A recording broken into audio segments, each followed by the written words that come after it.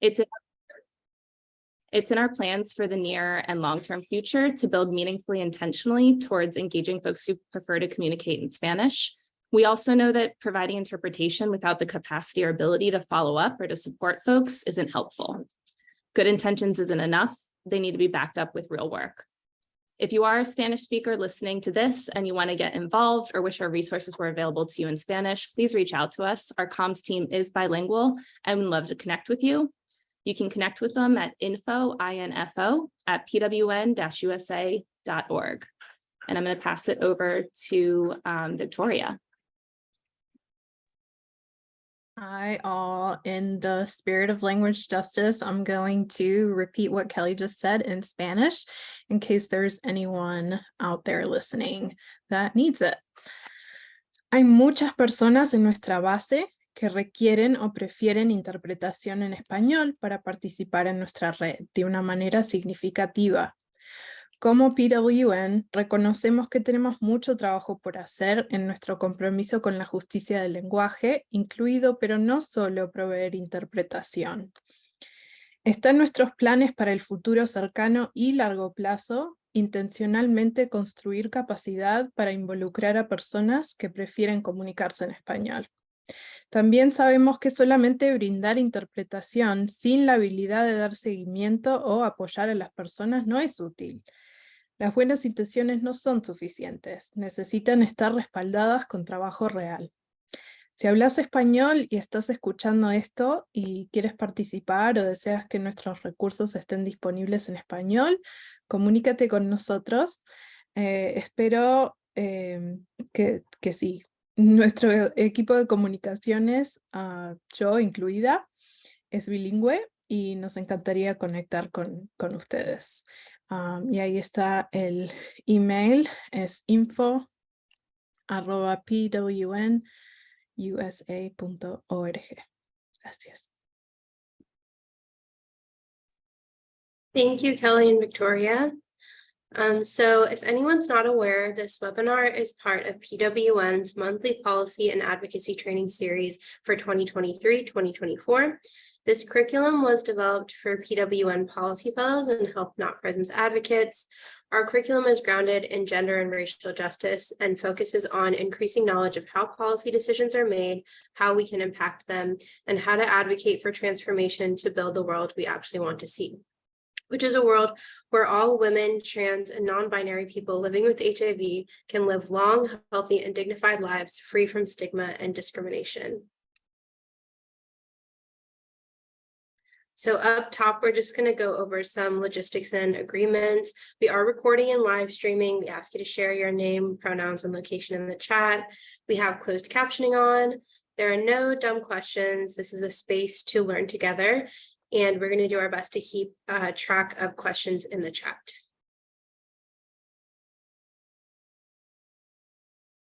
So some objectives we have for this webinar are to learn about the key tenets of abolition as a framework and a practice, to learn strategies for working towards abolition within our communities and the HIV movement, especially around HIV decriminalization, and also to hear advice and guidance from abolitionist leaders on adopting these frameworks. Also, just a reminder, we'll be kicking all AI transcribing bots. Recording of the webinar will be available for folks who are interested, but if you need further accessibility assistance, please contact us via the chat. Also, yeah, this is my introduction again. Hi, I'm Maya. For those just joining the call, I'm going to be the If, When, How RJ HIV Fellow this year. I use she, her pronouns, and I'm taking over for Amanda. So for grounding and moderation today, we have Josie Pickens joining us. Josie is the program director at upEND Movement. We're about to drop Josie's bio in the chat. And Josie will be providing our grounding in abolition. And then after Josie provides the grounding, we're going to move into our panel, which consists of our amazing abolitionist leaders, and we will provide more information about them later when the panel starts.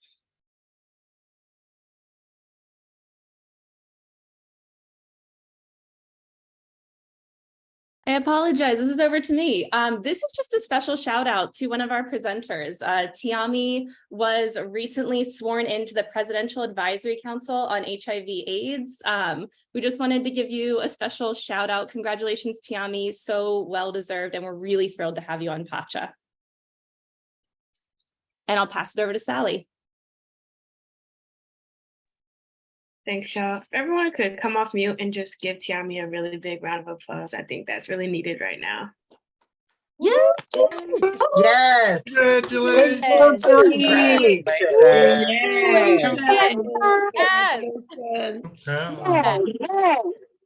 Congratulations, honey. We got you. Thank you. I love you all so much. And I know for sure that it wouldn't have happened without the people at PWN, TLC, the Well Project, like all of the people who really believed in me and saw something in me that I didn't even see in myself. But they nurtured that. They helped to develop the leader that I've become today. If you really knew my story, you would know that the very first time that I ever spoke in public about being trans and living with HIV was at PACHA, and that was 9 years ago. And I made such an impact on some of the people in that room that they fought for years for me to be on the board. And people on this call, especially staff at PWN, supported my nomination. And I thank y'all and I love y'all. And that's why I'm here today.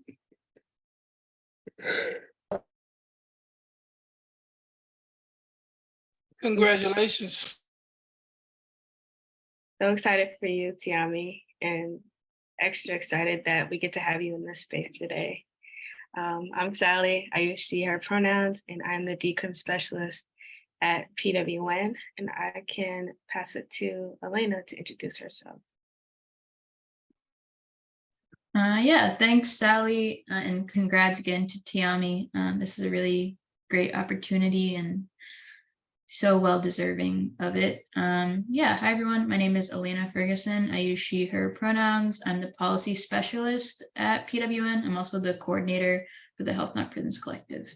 And I'll pass it over to Alex. Hi everyone, so good to see everybody's beautiful faces this afternoon.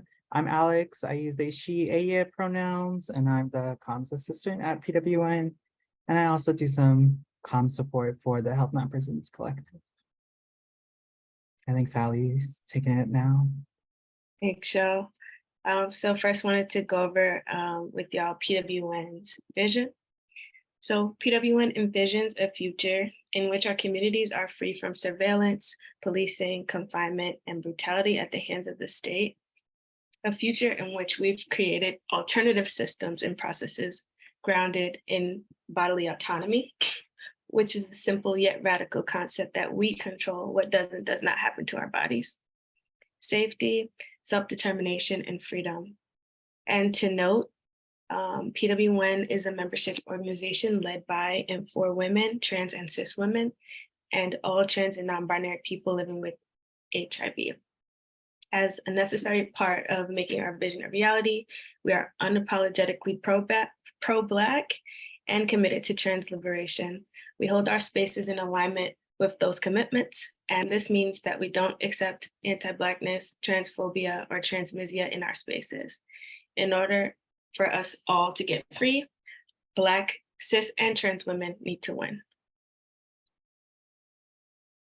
Okay, and here we have PWN's policy agenda. So we have 6 tenets of our policy agenda, and today our main focus is on our tenet of ending criminalization. And we envision a world where those with a history of interaction with the criminal legal system have full rights and dignity, and without interpersonal structure and state-sanctioned violence. So yes, this will be focusing on today, and I can pass it to Elena and Alex. Well, thank you, Sallie. That was such a brilliant review of PWN's values. And that definitely leads into what abolition means to PWN. So some of our values in which abolition is implicitly connected to is changing the balance of power, for example, Black liberation, trans liberation, harm reduction, and all of these things do fit into the broader abolitionist decriminalization movement. It's just sometimes difficult to make those connections. So hopefully that's something that we'll be able to do for you today. And then something that I wanted to share is a quote from Becoming Abolitionists. Shout out to the HMP book club, we just finished it.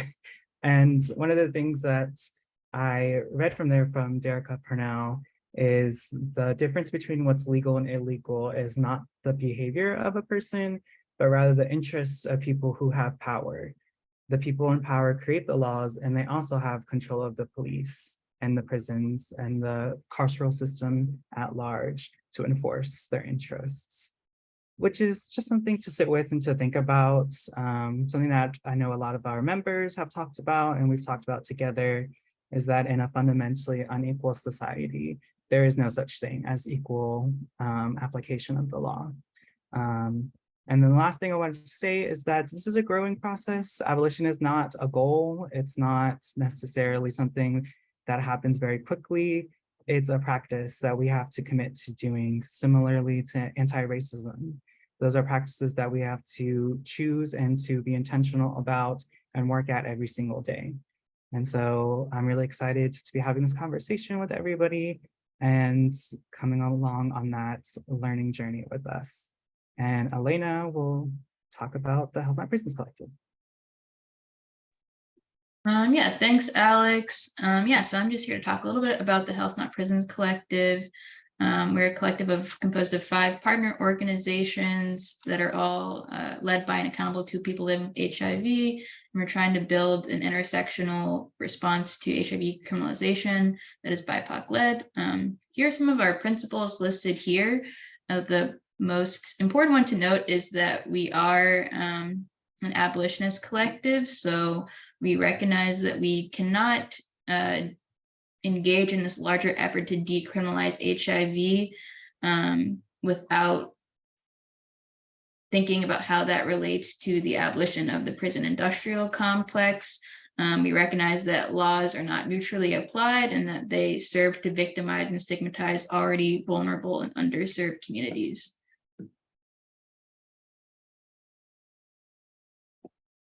Yeah, and the Health Not Prisons Collective, we're committed to growing in our practice and around abolition. Another great quote from Becoming Abolitionist, which our book club just read, is abolitionist politics are forged through relationship building, study, and experimentation. So we really are kind of committed to doing that study and really interrogating like how the movement to end HIV criminalization fits amongst all of these other intersecting forms of criminalization. That's why I put this octopus of criminalization here, because it just shows how all of these different forms of criminalization are connected and what like the root causes of them are. Yeah, so we're committed to certainly interrogating how the work that we do fits into all of these other movements. And I'll pass it back to Josie. Myself off mute here. Hi, everybody. So let's begin this conversation on the road to abolition. Thank you, Elena. I really, first of all, Tiommi, again, congratulations to you. Really excited about this and the work that you're going to be doing. So, we need to continue to encourage that work and encourage you every moment that we can. But as we build this road to abolition, I think what Alex said is so important to remember, in that abolition is a practice. It is a discipline. It is something that we are constantly building, and something that is constantly transforming and changing. We all come to these ideas of abolition with different ideas, and we're working towards being collaborative and at least having some of the same shared goals. So let's see. And I think my bio was already placed in the chat, so I don't know that I need to go through that again. But yes, I'm the program director of upEND Movement, which is an abolition-centered initiative. We are out of Houston, Texas, that started in a few years ago. We started on Juneteenth, 2020. So we are in our third year now. And the initiative was started by a group of, founders, a group of folks who had been working for a long time to reform the family policing system, which most know as the child welfare system. We had advisors from every walk of that system who had worked within that system as caseworkers, attorneys who represented families and trying to help families who found themselves engulfed in that system, to people who had led child welfare offices throughout the country. And those folks, like many of us who become abolitionists, started out as what we call reformists, right? Believing in reforms, unfortunately believing in systems, although we knew that, these systems were working in the way that they were designed to. I used to say that many of these systems were failing and not working in the ways that they promised, but they are working in the ways that they designed. So I kind of had to change that framing.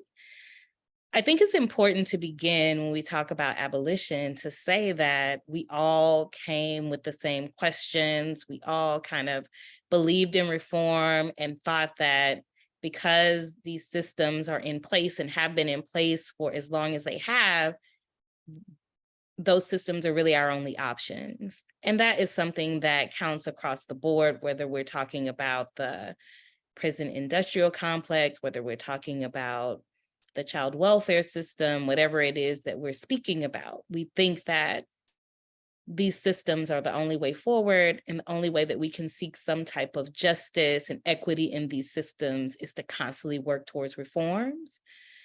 Regardless of what the research says, regardless of what our experiences tell us.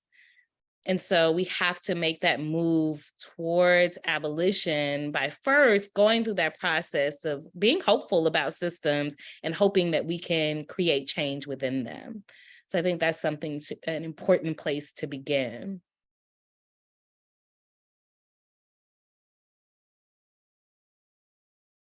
So I think it's important to begin with formulating a personal definition of abolition. We all need our personal definitions that we develop according to our own belief systems and ways of being.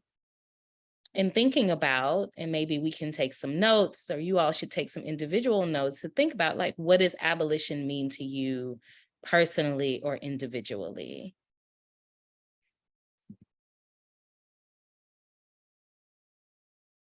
We have a video here that I hope works well, where Derrica Purnell explains abolition from her perspective and the way that she approaches this work, especially in Black, Brown, underserved, undersourced communities.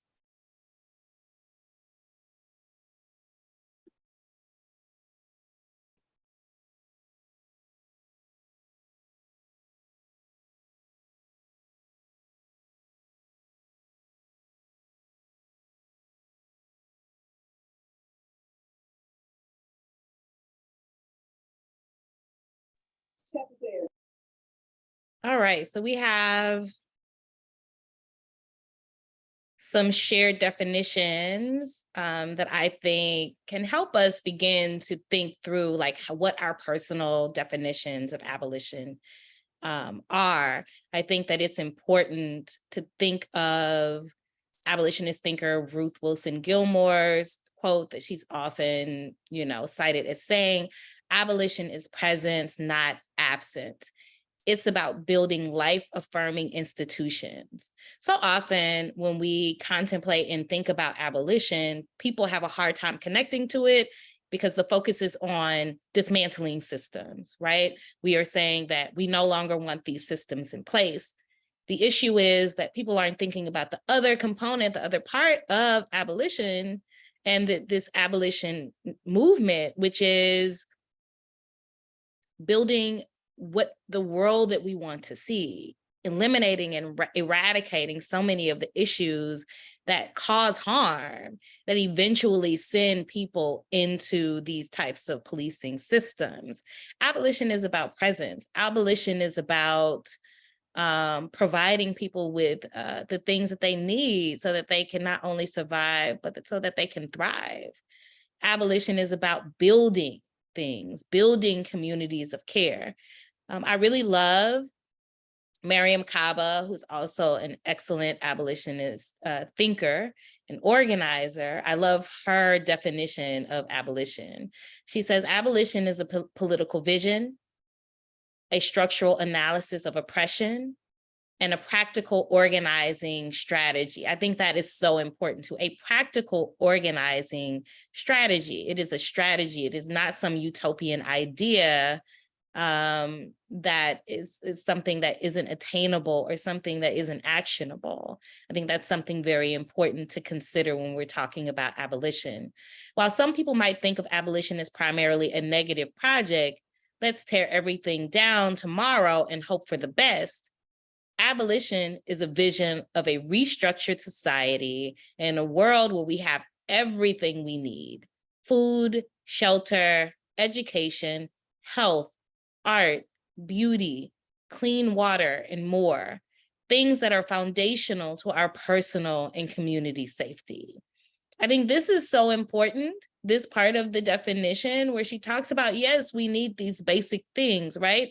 Food, shelter, clothing, healthcare, but also art and beauty and other things that help us enjoy the lives that we are living. And so that's why I add, not only do we want to help people survive when we're thinking about abolitionist futures, we also want to help them thrive, to enjoy the lives that they live. Everyone deserves that. And that has to be a part of the way that we think through abolitionist futures.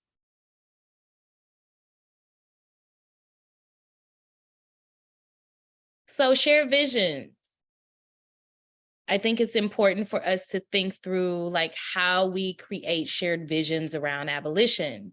And we have to ask ourselves some questions.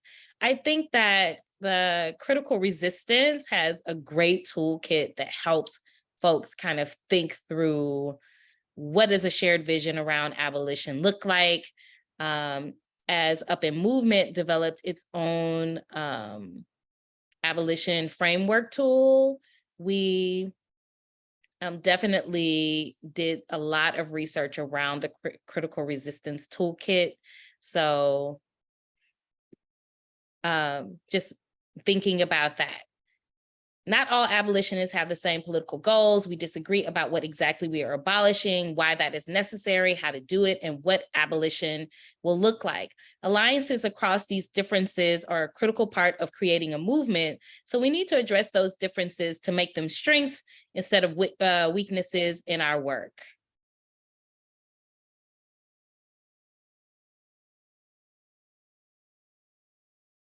And very quickly, before we move forward and start this conversation, something on reforms. I mentioned earlier that all abolitionists start off as reformists, essentially. We believe in reforms because we believe in systems. That's something that we have been socialized to do. And so we can't imagine our lives living outside of these systems. And so our goal is to do the best that we can to create the least amount of harm as possible within these systems. And we do that through reforms. After each video of a police killing goes viral, popular reforms go on tour, banning chokeholds, investing in community policing, diversifying departments. I'm sure you all have your own list that is connected to the HIV criminalization movement, none of which would have saved Floyd, and she's talking about George Floyd, of course, or most other police victims. So many of us once shared similar beliefs as young Black activists. earnestly trying to find justice in a horrible system. Before we began studying abolition, many of us tried to improve the system too. Yet our understanding of police was inaccurate for various reasons, including our unexamined ideas about the histories of policing, capitalism, and colonization. And if people who care about ending police violence aren't careful, we can miss the forest for the trees.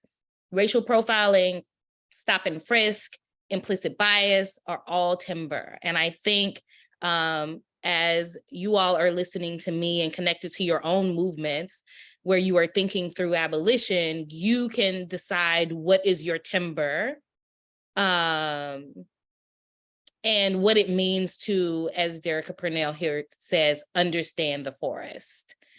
And I had a bit more, but I think we are going to start moving into our panel.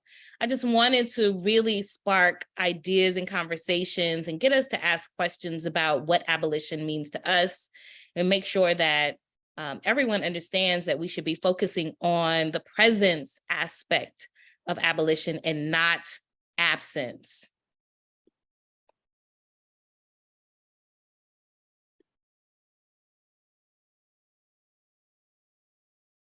Thank you, Josie, for that grounding. That was amazing.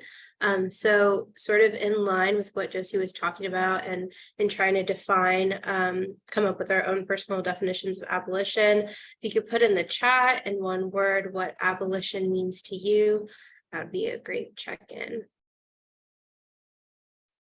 And we're going to move right along into our Abolitionist Frameworks panel. We'll have Josie moderating, and we're going to put bios in the chat for our different panelists.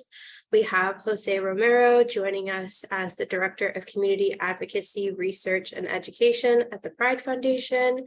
We have Mandisa Moore-O'Neal, the Executive Director of the Center for HIV Law and Policy. And we have Tiommi Luckett, the Senior National Organizer at the Transgender Law Center. So I will pass it over to Josie to kick us off.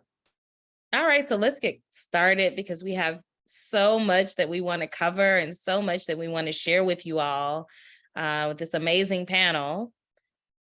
And I would begin by asking all of you, and we'll start with you, José, and then move to Mandisa and Tiommi. I'd like for you to explain briefly how you first were introduced to abolition and how your relationship to it has developed over time. José, we can start with you. Hey y'all, my name is José Romero. I use they and them pronouns. Calling y'all from the Pacific Northwest right now, although I've been based out of Durham, North Carolina in the South for the last several years, and I still consider that home. And plan to move back eventually. But abolition, I feel very blessed to be having this conversation with y'all, fellow schemers and dreamers who are doing the work, right, of learning, of practicing, living in a world that would do right by our ancestors and our future descendants, right? And I think having that dual vision of thinking of the past and the future with what we're doing, I feel like that really speaks to what Josie was saying around how we came to abolition. And, you know, I particularly feel grateful because a lot of what I've learned from abolition has been in shared space with Mandisa while working at an organization called Southerners on New Ground, which is an abolitionist organization working across the South that's queer and trans led. And that was really the first space that I met other folks that were doing abolitionist work. At that time, what it looked like for us there was really having conversations around ending money bail and practicing conflict resolution with each other. So whenever we would have meetings, we would come up with these different ways of, what would we do if we have arguments and disagreements, and like, what are things that we could do other than calling the cops, right? When we disagree with each other, and practicing that in our conference spaces. And I'll say the first time I heard it in the context of HIV was from Dominique Morgan with Black and Pink Project, right? Who was doing work doing letter writing to folks on the inside.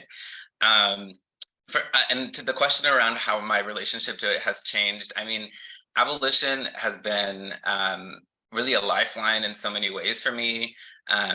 Finding people who I can turn to when I don't know how to approach questions around harm. But I think that the thing that's been really interesting over the years has been that the focus on the prison itself, right? And when we're talking about abolition, do we mean decarceration, right?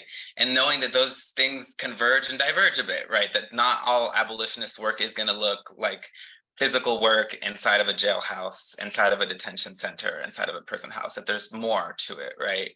And I think we'll be talking about that some more, but I think that piece around the decarceration, right, and understanding prisons as something that affect all of our lives in so many different ways. So I'll leave it at that and pass the mic. Mandisa, do you mind sharing? Would you like me to repeat the question, or do you? No, sorry, I was reading the chat, and then I was like, oh, it's my turn. That is on fire. Oh yeah, the chat is. Hey, I'm Mandisa, and my pronouns are she, her, hers. I live in New Orleans. I'm from New Orleans, and my ancestors are from this place as well. And I'm choosing to start there because place is such an integral part of my abolitionist experience and practice that it is necessary to start there. I come from Black people who never left this land, who stayed and fought. And that means something, you know, who stayed through what we think of as chattel enslavement, Jim Crow, and all of these things. And so me as an abolitionist, this is a part of continuing like that legacy of remaining on the land that my people worked and bled in. And it's just a huge part of my identity as being a Southerner. And so I carry that into how I lead a national organization. So how I came into abolition, I was thinking about it. I was 19 and I'm 38. So I just did the math, like literally half my life, I've been in an intentional abolitionist practice. And I'm like, fuck, that is wild in so many ways. So I actually came into it from doing radical anti-violence intervention work with other Black women and women of color. So I was the youngest member actually of this organization called Insight, INCITE, exclamation point. Some people may know of Insight. Women of Color Against Violence started in 2000. And it really was one of the first organizations that talked about who's living at these intersections of interpersonal violence and state violence. What happens when I, Black woman, trans or cis, experience sexual violence and then call the people that I'm told are to keep me safe, the cops, and experience another layer of violence. How do we address violence in our communities and acknowledge that the state is another actor of violence in our lives as well? And being so young and being with these folks who are trying to figure it out, I don't think I realized was deeply groundbreaking, because up until then, I'd only heard the word abolition in high school, you know, as far as like in history classes, right? Like the folks who, you know, like in 1861 and all of that. And so for me, I was like, these people talk about history. I thought they was hip and they talk about history. And I was like, oh no, they're not. This is a thing that's happening now that is blowing up everything that I knew about or thought I knew about safety and who keeps us safe and harm. And literally things like that I had been taught as a kid about, you know, like if you get lost, find a cop, and all of these things that many of us, have been told as kids. And so starting that like at 19, 20, I learned that it's a practice, as we talked about, and that there's not one way of being a Black feminist and an abolitionist, but being in constant practice and in a community and being willing to try some shit and being willing to say, let's assess. This was dope, this part wasn't. How do we fix this part if we have to do it again and learn and do it again and again until it is repaired? So yeah, like, to me, it's something special about coming into this work from the anti-violence movement, because oftentimes I'm in spaces that perhaps talk about state violence or like the violence of, of cops or systems, and not the ways that we as people are perpetuating it. And as a Black feminist, it's really important like that we like address the violence that Black women experience, not just from the nation state, if we're going to be real, but also from people who we love and are in partnership with and in community with. And one isn't worse than the other, they're all shitty. And spaces like to talk about all of that are really important. So I'll stop there and we can hopefully talk more. Thank you so much. There are a couple of things that I wanted to just add an exclamation point to that you said, Mandisa. One, talking about this long work of abolition that you've been doing from a very early age. One of the things that I wanted to speak on earlier is that it's important for us to understand that abolition work is any type of work that is about building healthy, sustainable communities of care. So if you create a community fridge, that's abolition work. If you are working in communities to de-escalate violence and provide safe spaces for survivors of violence, if you are trying to figure out how to do restorative justice, transformative justice in your communities, like all of that is abolition work. And I think that that's something that also is important to help people feel less afraid to call themselves abolitionists and to adopt that way of thinking and being, is to understand a lot of us are already doing this work.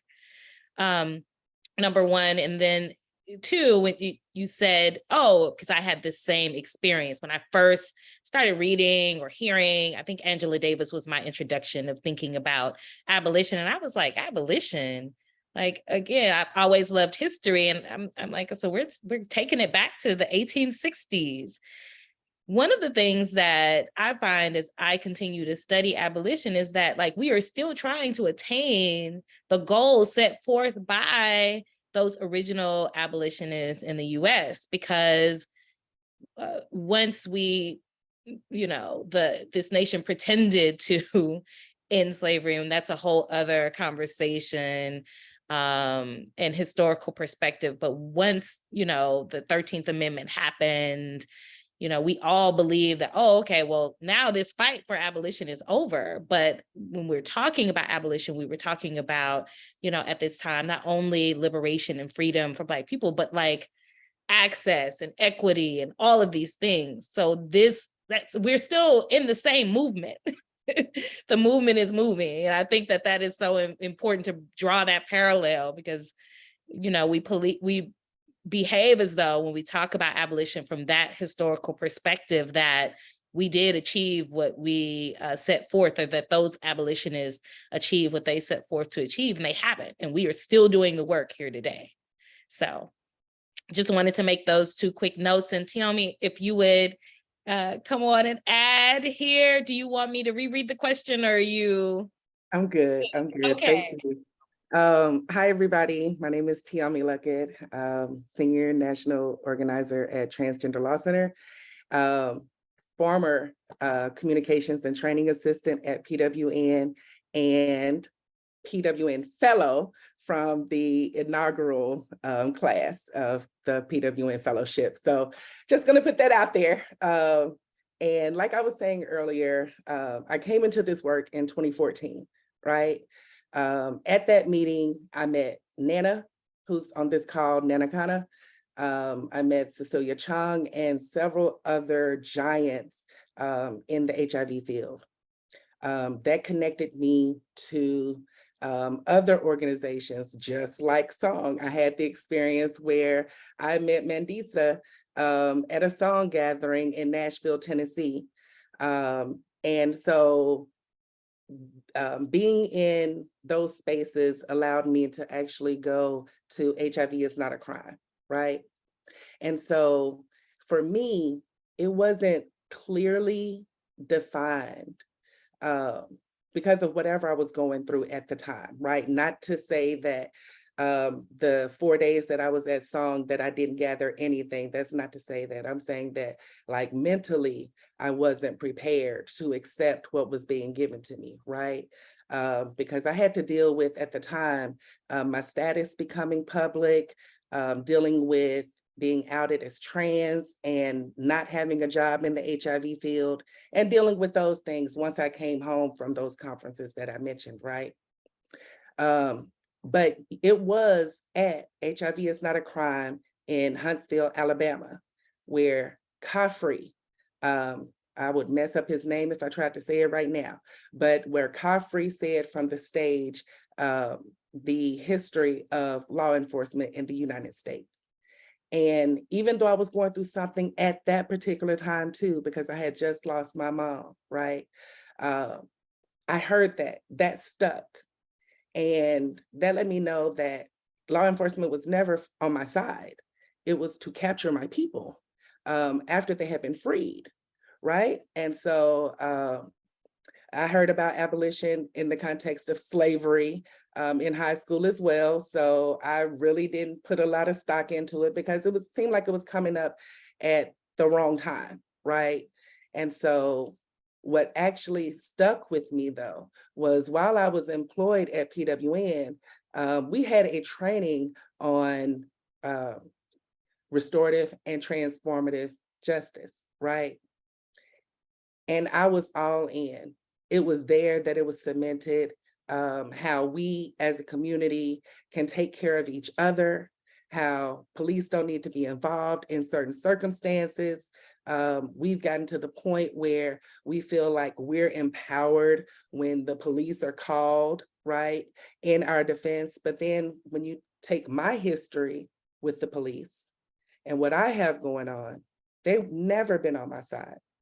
I've always been a victim of some type of police brutality. The sexual assault that Mandisa mentioned, that was my experience.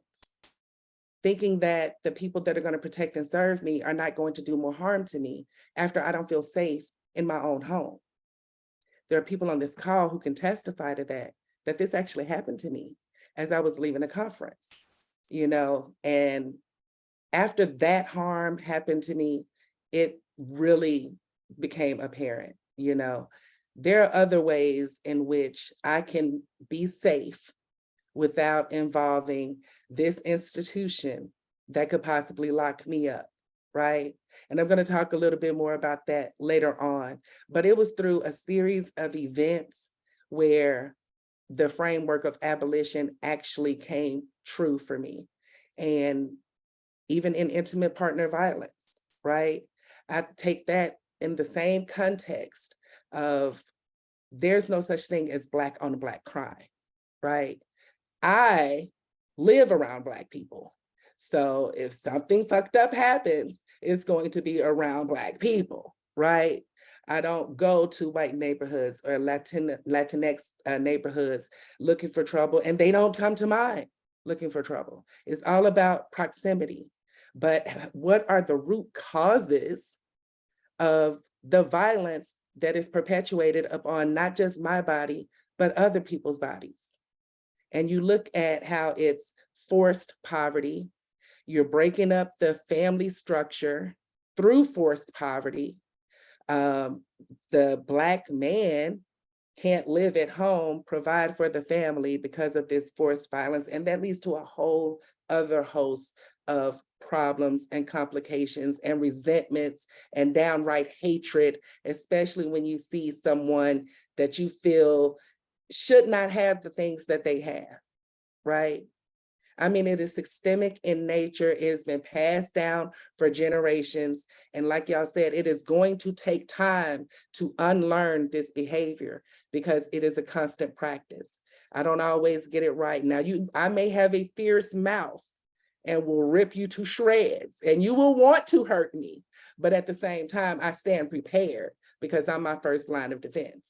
And so I'm going to mention it now, like even when that happens, when I defend myself as the vulnerable Black trans woman walking down the street to the store, and I defend myself, I still face incarceration because I defended myself and I didn't allow myself to become a victim.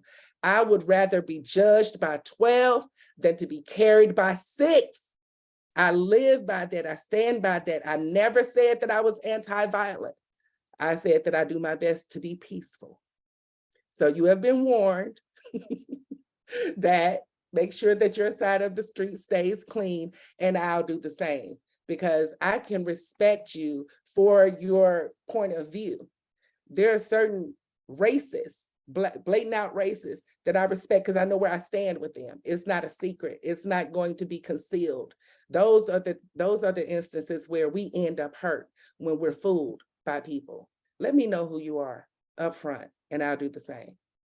Yes, thank you so much for sharing your experience. Thank all of you for sharing your experiences of how you came to understand abolition and how your ideas of abolition are growing. Tiommi, I'd like to continue with you as you talk about like all of these intersections, we say, that you exist in. We understand that abolition is an approach to decarcerate society. And this framework shows up in many different intersections, right? As you talked about just before I started asking this question, can you talk about the intersection between anti-trans legislation and violence against trans folks and what that means for the fight for gender justice and trans liberation, if we're talking about it through the lens of abolition? Of course, and thank y'all for this question. Trans people, especially Black trans women and Black trans femmes, we exist at multiple intersections of oppression and are uniquely singled out for criminalization by the police and the government. Black trans women and Black trans femmes experience disproportionately higher rates of housing insecurity, police violence, and underemployment due to discrimination based on their perceived gender status and race. The continued onslaught of anti-trans legislation, it only exacerbates these inhumane practices. And so it also sends the message that trans people are not deserving of having their basic human needs met, and violence upon us is legal. But although violence can look like hate speech, discrimination, and intimate partner violence, it is not limited to physical or interpersonal experiences, right?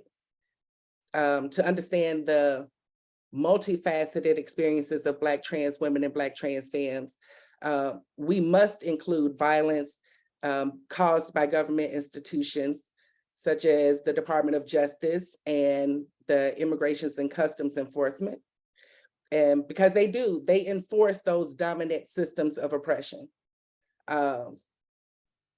We have to also recognize that change will only come for trans liberation when our allies and supporters rally together and do that for our collective freedom and our collective liberation. And so all organizations, whether it's conferences, institutes, and any funding gatherings, particularly those involving the LGBTQIA or having a racial justice lens, should invest in and trust the leadership of Black trans women and Black trans femmes. So going even deeper, we have to end the prison industrial complex like I said earlier, it criminalizes trans people for defending ourselves. And if we're locked up, it compounds that harm by isolating us and having us in solitary confinement. And studies have shown that long moments of isolation in solitary confinement has been proven to have detrimental effects to one's mental health and well-being, right? And so I'm glad that I got this question, because we at Transgender Law Center have a living document called the Trans Agenda for Liberation, right? And so it is outlined in 5 different pillars, what it's gonna take to liberate trans people. And we know that if trans people are liberated, all people can be liberated, right? And so first you Black trans women and Black trans femme lead and live fiercely. We define our home, because we do have a place here. We have a place here, and we deserve to have stable, affordable housing, right? Because housing is a prevention for a whole lot of tactics that are out there that already antagonize us.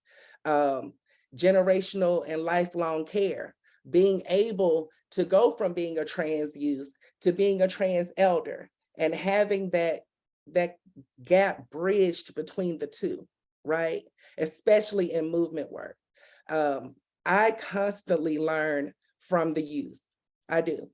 But I look to my elders. I look to my elders for solutions, right? And so the Trans Agenda for Liberation outlines how we can all get to that place of liberation. And it is a living document, as I stated, it is up for more inclusion. And so I hope that I answered your question. Yes, you absolutely answered it. And thank you for that those resources. And again, sharing your story as we talk about abolition and how it looks for folks who exist in, multiple intersections, who exist on multiple margins, right? Jose, I'd like to move on with a question for you, like kind of at the top of the series, our PWN folks spoke about not having real-time interpretation services available yet, and recognizing that that's a problem, and a problem that they are working to solve, which I think is so important, that accountability, which we rarely see. How does interpretation, translation, and language justice fit into abolition work? Yeah. Thanks for this question. I love talking about language and narratives. And I just want to take a moment and say thank you, Tiommi, for what you just shared. And I wanted to just add a little piece to that, which is that a lot of times it's also Black trans women who are leading the abolitionist work in their communities, right? Yeah. I named Dominique Morgan, was one of the first folks that I heard that used HIV abolition in the context of HIV, a Black trans woman. In song, it was Black trans femmes and Black queer lesbians who were the ones that were often driving that work, right? And so for me, language justice is a part of not only thinking about how we're communicating with each other literally, but also how do we defend and honor the narratives of our movements, right? And so I'm really interested in the social history of political movements. And in this context, I wanted to just say that for folks who are really exploring this topic, to really think about how people living with HIV have been a part of abolitionist work for a long time. So Critical Resistance, which was named as a resource, really strong resource, was founded by folks living with HIV as well. Kenyon Farrow was one of the founders of Critical Resistance in LA, who went on to found thebody.com, right?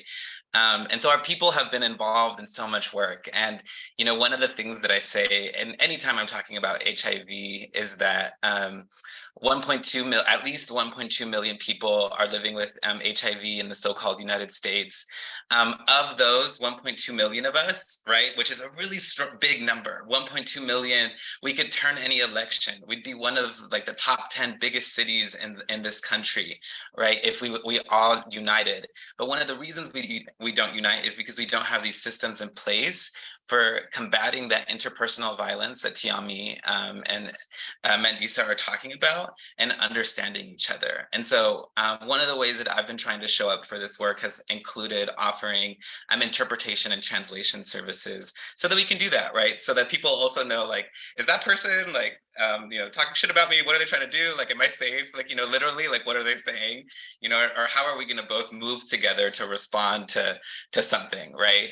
I am recruiting folks, just want to put that out there. If you know anyone who is multilingual, verbal or nonverbal languages, I'm recruiting interpretation so that we can have a language justice movement that's MIPA informed and MIPA led. But, you know, for this particular context too, I want to say as well, when it comes to language justice, of those 1.2 million folks, about 10% don't feel comfortable speaking in English. That's over 120,000 folks living with HIV who don't feel comfortable speaking or communicating in English, that might want to speak in another language. And this has impacts to their health, to how they're able to defend themselves, to how they're able to build community. And one of the cases that I often think about that really highlights this intersection of HIV, language justice, migrant justice, trans justice, is the case of Johanna Medina, who was somebody who died at the hands of Immigrations and Customs Enforcement about 4 years ago. And there are other examples that we can draw, but one of the things that they did in her case was, you know, she wasn't necessarily proficient in English, but that's not necessarily like the main point there. She was in a detention center, and they refused to give her HIV medication. And so her diagnosis progressed to a point that it became fatal as a result of ICE withholding her medication. And then they released her to a hospital where she then died from complications due to her diagnosis, which could have been prevented. But ICE did not count that as an ICE death, right? They counted it as a death because of HIV. This is also language justice, because that's not a death because of HIV, it's a death because of state brutality, right? And we need to have this kind of information ready at the hands of our people so that we can organize, you know? And there are people that do this work, right? I'm mapping policeviolence.org, right? Which tracks deaths at the hands of the police. ICE does a really bad job of tracking its own, like in the example I gave, but looking that information up, right? Because as we speak, there are people living with HIV who are in jails, prisons, and detention centers, from Sallie Thomas to other folks, right? That we need to organize and support around. So language justice for me is about trying to build that infrastructure for us to do that work. It's not only about interpretation and translation, although it's also that.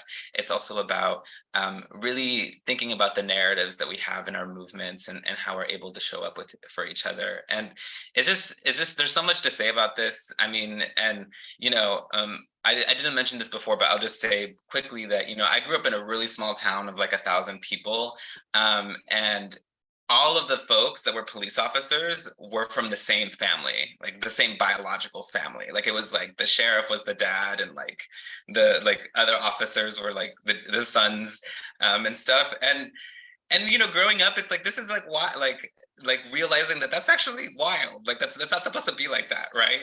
And I think having these other narratives of other ways that people have seen work, have seen politics go down is helpful for us to really move forward and do work with each other. So I'll leave it at that. There's so much to say about language justice, but yeah, feel free to hit me up to scheme, and definitely recruiting folks. But yes. Thank you so much, Jose. Like, I agree with what everyone is saying. There's still so much to say. This could be an entire convening, this conversation alone. So yes, thank you for bringing us along and sharing, and that idea of narrative and the fact that we can't share our stories if we can't communicate our stories, and how important narrative is in this work. It's a big part of, why we push towards abolition. And at the root of that work is storytelling. So thank you for that, Jose. Mandisa, I have a question for you around reforms and what it means, when we look at reformist reforms. Earlier, I spoke a bit about reforms and how really all of us who move towards abolition begin as reformists. We begin thinking, oh, the system is the only hope that we have. It's the only thing that we have. We can't imagine. We think that outside of these systems is nothing. And so we spend a lot of our time and a lot of our years trying to push towards reforms. There's a difference between reformist reforms, though, and abolitionist steps. So we don't believe as abolitionists that tomorrow we want all of these systems dismantled and just leave our people who are trapped in these systems, who are in and out of these systems, and who don't know a life or a way outside of these systems just high and dry. That's not what any real abolitionist who is rooted in equity and compassion and all of these things would want to say. But there is a way to work through policy change, to work through reforms, to work, I guess, quote unquote, within these systems that still take us towards abolitionist steps. So I'd like you to speak, if you can, about the differences between reformist reforms. So this is just the reforms that we repeat over and over. Why are we still talking about chokeholds? Why aren't we talking about building sustainable communities where people get to solve their own problems, this timber that Derica Purnell spoke about earlier and that I quoted in her saying. So what is the difference between reformist reforms and abolitionist steps? How does that show up in the movement to end HIV criminalization? Thank you for this question. Lots of thoughts. I have to write them down so I don't stutter and just be very confusing to myself. So I'll be looking down at my notes so I can kind of stay on some sort of track. Two thoughts immediately are coming to mind. One is Harriet Tubman. And the reason why is because I'm deeply informed by her as a person, and like as a general in war, as a strategist, as a dreamer, and before any of those things, she had to imagine that freedom was possible. And sometimes that's missing in the conversations about Harriet Tubman. And that's something like that I'm often talking about in conversations about how we do bill drafting. Like in terms of, I don't want to start with what we think is possible. The question that I want us to fully answer is, what the fuck do we want? What can we imagine is possible?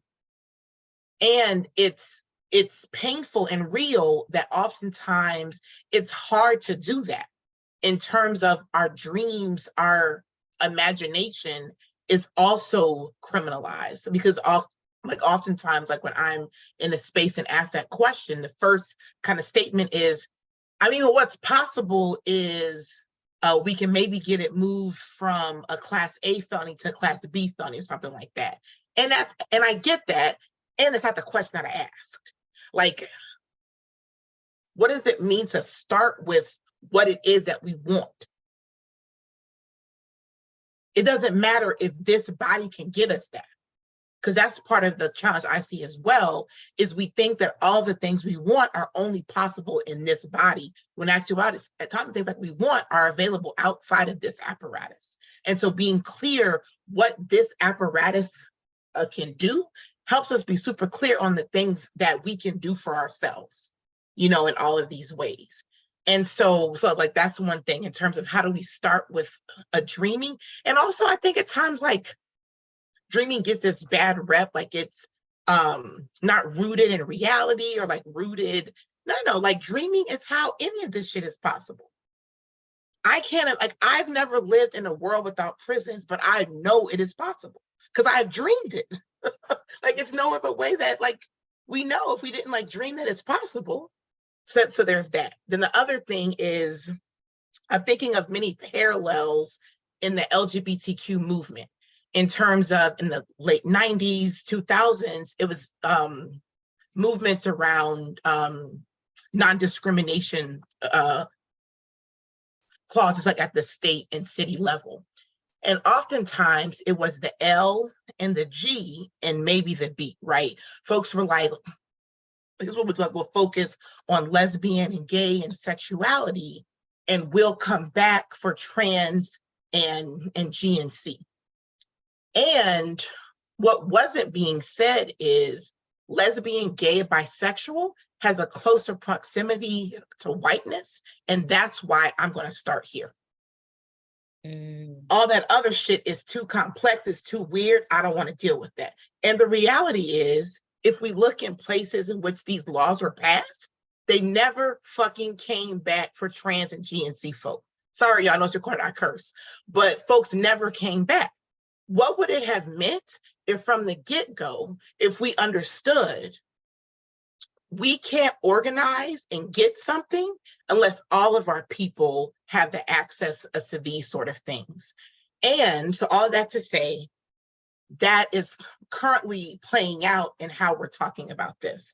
So sometimes folks will say, you know, it's easier to focus on people living with HIV who have a detectable status, right? Or people living with HIV who aren't sex workers or who don't use drugs. And once we get that foot in the door, we'll come back for folks who engage in sex work, folks who, you know, are taking medications every day and are never going to have viral suppression or things like that. And as a deep Southerner who's in a state like many of us, who's introducing violent bill after violent bill, I have to push back and say, now is the moment to craft the shit that we want, because we don't know the political landscape 4 years from now.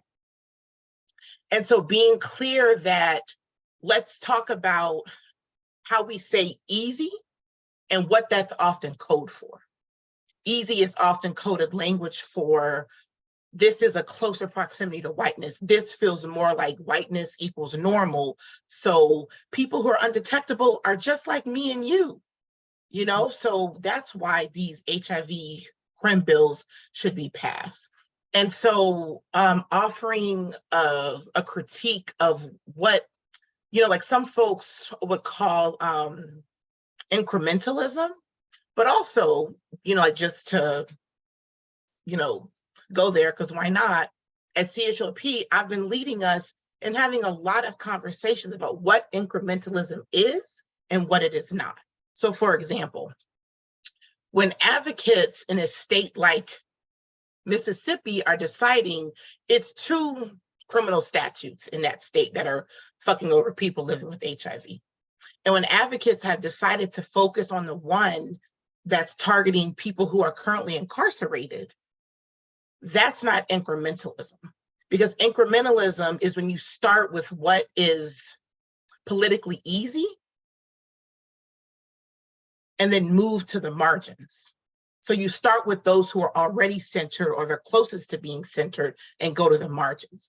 People who are incarcerated are actually already in the margins. So being clear that just because a group of people have decided to start with a small piece, that by itself isn't the same thing as an incrementalist approach, because starting with sex workers perhaps, or starting with folks who are incarcerated, that's some hard work. And so making a decision to start there is actually starting at the margins and moving to the center in a way that, again, it's an ongoing conversation that we're having about what that means, how it looks, and how we actualize it in the bill drafting support work that we're doing with, you know, like folks across the country. So those are like the first kind of top of line thoughts like that come as far as, you know, how we think of a reform that's just like in Louisiana in 2018. We fought hard to do more, but essentially all they did is change it from intentional exposure to AIDS virus to intentional exposure of HIV virus. And they're calling that a win. That's a reformist ass reform, because all it did is change the language. And like literally the same year, is a woman in Shreveport allegedly spat on an officer and was arrested. It didn't change the material conditions of folks, but also being clear, there are things that can, and it's not going to happen overnight. As we know, it's going to take time to build the coalitions, all of that. Thank you for that, Sallie. Something else that we've been experimenting with is, what does it mean to not only do a repeal, but to do a repeal of an HIV specific statute and simultaneously make it harder to prosecute under the general criminal code? Because that's something else, unfortunately, we're organizing and they're organizing too. And unfortunately, it's been cases where, or situations where a state law is repealed and then our people are criminalized under the general criminal code, when what we're trying to do is end prosecutions, not just change laws, right? Because laws can still end in prosecutions, but if we do the work to end the prosecutions, then like that's going to keep more of our people safe. So it's a conversation. Like I also think that I've noticed like there has to be a willingness, and folks on this call are definitely doing that and throwing down, of trying something, you know what I mean? Of trying, you know, these conditions are foul. They have to shift. I know this isn't the answer. Here is my grounded assessment of what can work. And then being willing to do it wholeheartedly, principled, and then assess if it worked, and then tweak it. And then do that again and again and again until it's repaired. That's it. It's a practice. Abolition is a practice. We are running out of time. This has been so good.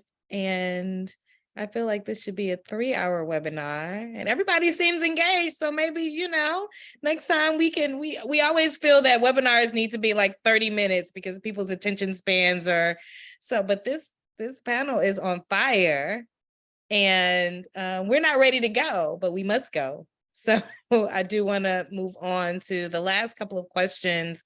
One question we have around advice for new advocates. And in the interest of time, I'm going to ask you all to do something very hard, and that is to give, you know, one piece of advice that you would offer new advocates who are adopting an abolitionist framework, but who are also engaged in groups who do not subscribe to that framework. So coming in as new advocates who want to be abolitionists, but who are kind of involved with organizations and groups that do not subscribe to abolition. What is one piece of advice that you can offer those new advocates? Oh, we'll start with you, Jose. Well, I'll echo something that y'all said and share my own. So like a little double, to cheat a little bit. But Josie and Mandisa have already said, remember to find hope, which I think is what Mandisa says when you know, you're saying to remember to dream, right? Because that is what's going to distinguish us from folks who are organizing against us. Because I'll tell you all right now, I do work tracking anti-hate or like, I guess, pro-hate organizing, right? Like right-wing organizing. And they literally are reading our manuals, reading our membership guides, learning how to do organizing, because settlers never know how to grow. They only know how to steal and colonize things from other people, right? So they build forts on other people's land, and then they freak out when they're surrounded, but they're still surrounded. Anyway, so remember to find that hope, because the tactics might be similar, right? At some point. And what's going to distinguish us is our dreams, right, of that future. So hold that. And just on the tangible side, I want to say remember that there are just some very literal small things you can start with. At my job, which isn't like necessarily, I work at a philanthropy, whole nother webinar, but like there are very small like ways that you can try to practice these things, right? So like in all of our meeting packets, we include, if we're having an in-person meeting, we include a link to Don't Call the Police, right? Like, which is like city-specific examples of places where you can call a number other than 911 to find support, right? And find those things, right? Each city has them. There are abolitionists everywhere, right? So find your people, find that hope. Yes, thank you, Jose. Tiommi. Okay, I will be really brief as well. I would say just don't stop. Don't give in. Yeah, because that's what people tried to do. They tried to stop me. But I also had people that fed into my spirit, and this is why I'm here today, right? And this is why I'm actually happy today, because I didn't stop, I didn't give in. I found reasons to have joy in my life every day, regardless of how stressed out, how exhausted I was, how pissed off I was, right? I still stopped my entire day and found joy. And it was not hard for me to find that joy, right? Because I'm in a place now where I'm seeking happiness. And if that means that I clock out at 5:30, and even though the work is my life, I'm gonna do something, watch trash TV or something that's gonna make me laugh, make me smile. I don't care what y'all say, don't judge me. I have my little quirks, but yeah, don't give in and continue to celebrate yourself. Find joy in the work and find joy in life, period. That's why that quote from Miriam Kaba, where she says, yeah, we're looking for beauty and joy, and trying to figure out how that is possible and also needs to be a part of our radical dreaming is so important. So thank you for that, Tiommi. And Mandisa, what do you have? One thing.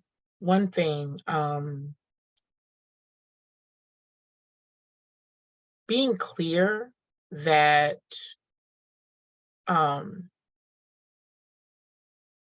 boundaries and no are a political mandate.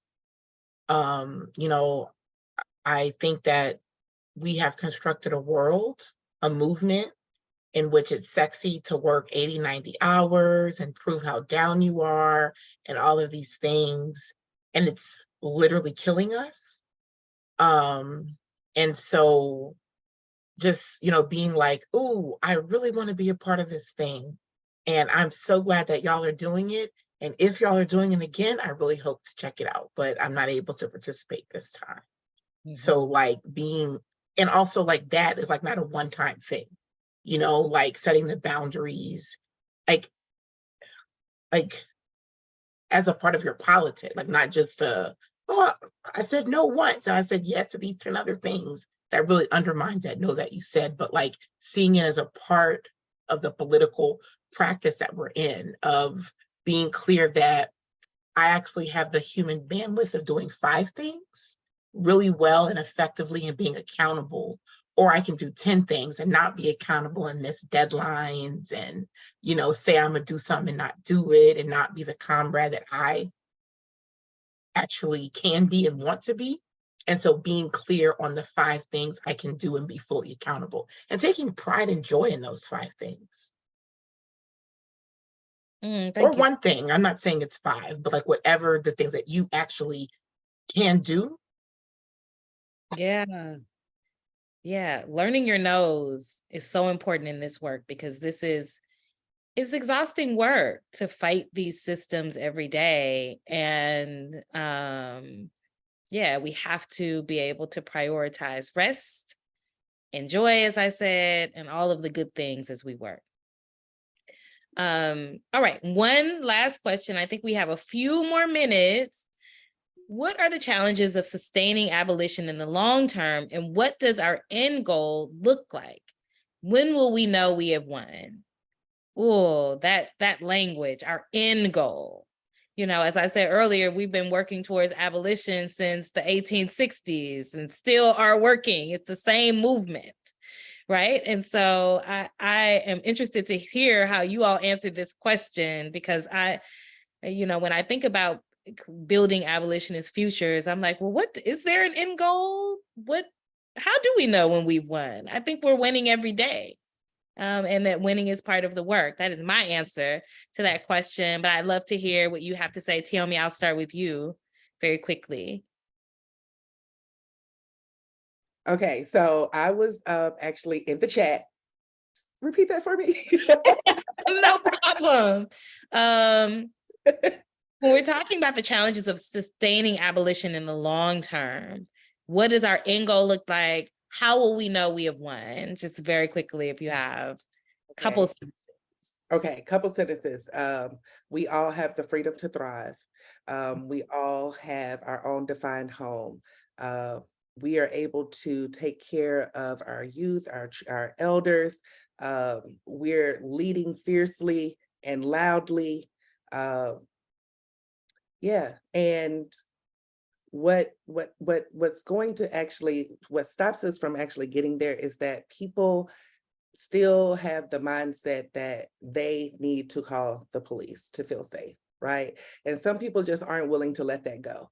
So the conversations have to continue happening. But even when you're frustrated, you got to remember to find joy, to continue to dream, just as was put in the chat, like all of those things of the things.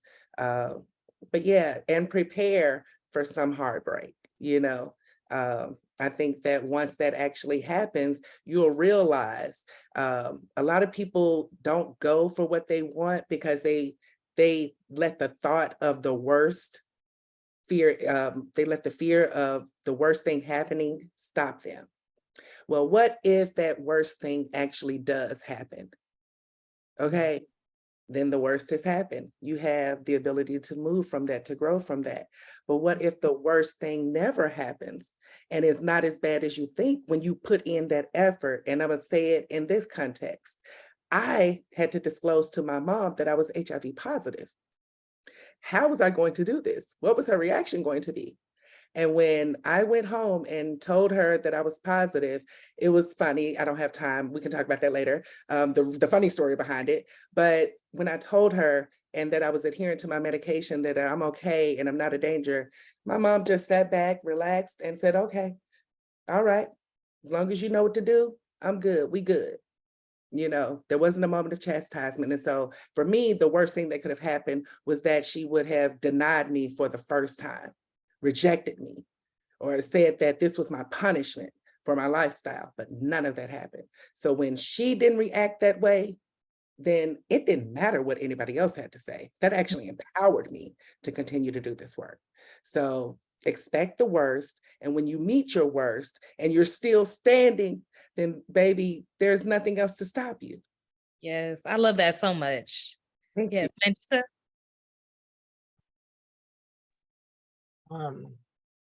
Thank you for this question, especially how do we know when we won? I think we know we've won because we fought longer than they did.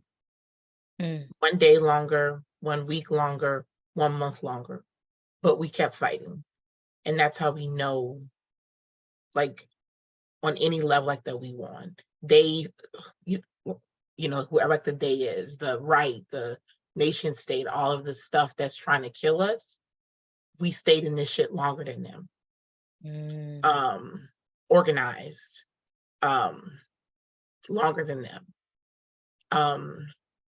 And we also know when we're able to respond to violence outside of cops and prisons, and we actually respond to the violence and not just do the band-aids, which is what the cops do at best, or make the violence worse, is what they generally do. That's also a sign that we won. And the other way that I think like we know that we've won is we've built the shit that we need to live. You know what I mean? Because I think you said earlier, like, it's not just what is torn down, it's also, I know I'm paraphrasing, but like what we build in its place. So that's the sound like that we've won, is we've built the shit that we need. Like we've built the institution, like we've built the ways of sustaining, you know, in which all of our people like are able to thrive. And all of our people, meaning not the folks in this paradigm who are already thriving. That's not the measure. But the measure is the folks in our community, like our folks who are disabled, Black trans folks. When my people got it, it's like, okay, yeah, we've won. Yeah. When the least of us, Mhm. like the quote unquote most of us. Yeah. That's when we know. That's when we know. Jose, you want to round us out? Yeah, you have me going last here, but I definitely want to echo what my dear friends have said, and I want to just say that poetry has been a source of me for dreaming, and so there's a poem that I want to share with y'all from the poet Franny Choi, which is written about what a world without police would look like, and I'll end by saying two things. One, in the abolitionist future, Black women and femmes would be getting paid in all kinds of ways. So, you know, read this. Read the background. Shout out to PWN. And the second thing is to quote another poet, Jericho Brown, who happens to be living with HIV himself as well. He's got this poem where he says, "I begin with love, hoping to end there." And I hope I leave that as the vision for what the future and victory looks like. One where we can begin with love and end there as well, whether that's loving the people that we have sexual relationships with, whether or not they disclose to us, whether that's loving people who have come or learning to live in a world of love with people who have committed harm, right, to us as well. So I'll leave it right there. That's such a powerful way to end this on love. I think we're out of time. I'm not sure if we have time for questions, but I'm so grateful to be here learning with you all and being able to listen to you and your stories and the powerful messages that you have. Thank you to everyone who is tuned in here. Thank you to my esteemed panelists that just set this thing on fire. I appreciate all of you so much. And yes, thank you for PWN for making this moment possible. Period. And thank you, And Josie. thank you, Josie. Sorry. Oh, Yeah, absolutely wonderful. Thank you. oh, thank you. Thank you. I don't know. You grounded us. Damn, like you really grounded us. Really and truly. I Yeah. appreciate that so much. Oh, are we ending? Sallie, do we have any Thank last you all, words? y'all. I really enjoyed it. Thank you. Thank you. Thanks, y'all. I'm gonna pass it to Maya for some announcements. But y'all are amazing. Thank you so much. This was great. Yeah, thank you so much to our panelists. I wish we could continue listening to y'all talk. I'm just bumping really quickly. Our next webinar is going to be on October 19th, and it's going to be about MIPA and coalitions. But thank you everyone for joining us. And again, thank you so much to Josie and our panelists. Lemon, garlic, honey, and it's the through all the layers. His narrative looks incredibly. Bye, y'all. All right. Bye, everybody.